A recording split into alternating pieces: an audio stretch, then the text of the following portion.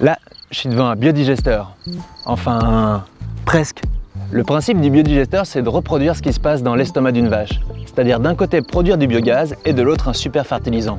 Alors ici, c'est la bouche. Et c'est par là qu'on lui apporte la nourriture. Toute la nourriture elle descend dans ce qu'on peut considérer comme l'œsophage jusqu'à l'intestin. C'est là que les bactéries vont transformer tout ça en énergie. Et après, le surplus, comme dans la vache, ça part vers l'extérieur. Ici, le trop-plein de la vache. Le biogaz, c'est hyper intéressant parce que c'est plein de méthane, qui est un super combustible. On peut l'utiliser dans des gazinières ou pour faire tourner des moteurs de voiture.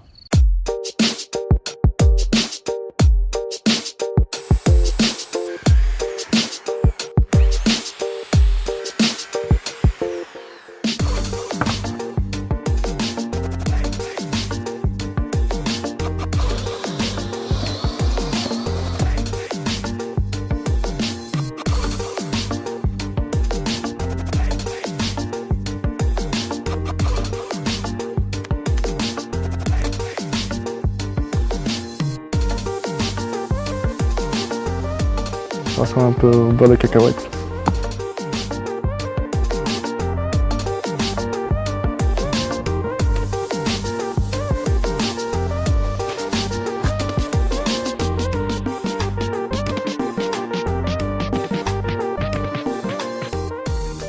C'est ici qu'on vient mettre nos aliments une fois qu'on les a broyés et ils descendent dans le biodigesteur.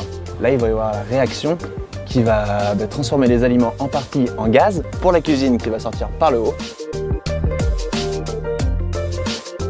Et le reste, ça fait un fertilisant qui part en haut ici pour les plantes.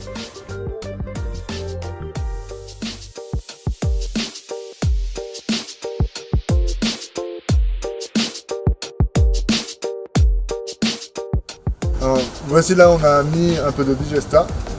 On voit bien que l'herbe a poussé, explosé beaucoup plus que le reste de la prairie.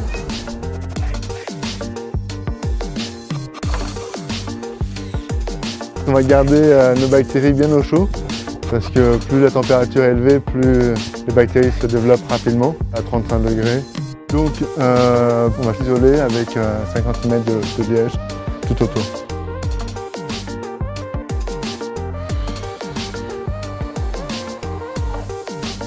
Il y a une petite résistance pour maintenir les bactéries à au moins 25 degrés pour compenser les pertes de chaleur dû à l'isolation extérieure.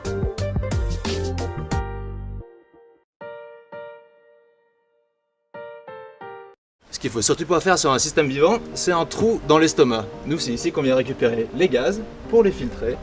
Et après, ça monte direct à la gazinière pour chauffer.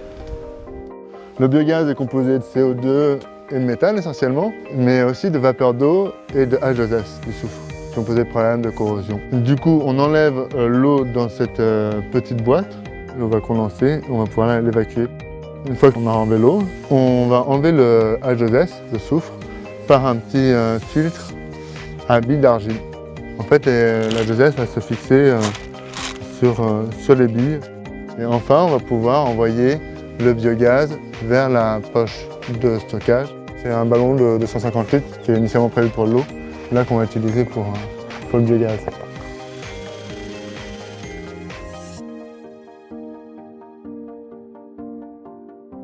Le biogaz utilisé va repartir dans l'autre sens par le même tuyau vers la gazinière.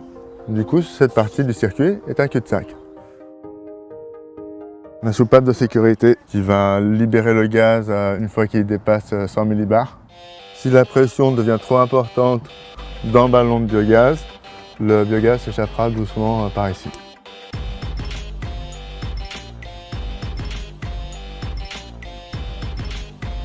Pour mesurer la pression, on va mettre un capteur de pression manomètre. Du coup là on a le compresseur de biogaz qui permet de pousser le gaz du ballon vers la gazinière et la lampe.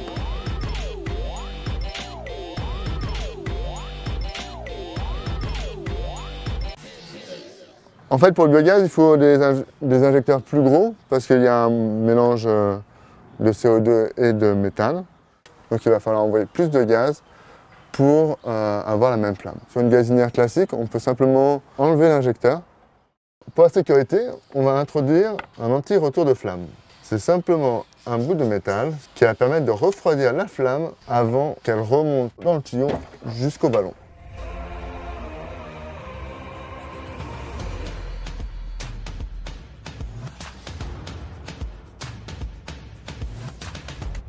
On maintient la pression dans le circuit et on va vérifier s'il y a des fuites de gaz. Alors le plus simple, c'est avec un spray du savon. Ici ça fait des bulles, comme là. Clairement, il y a une fuite de gaz. Là, nickel, il n'y a pas de bulle, il n'y a pas de fuite.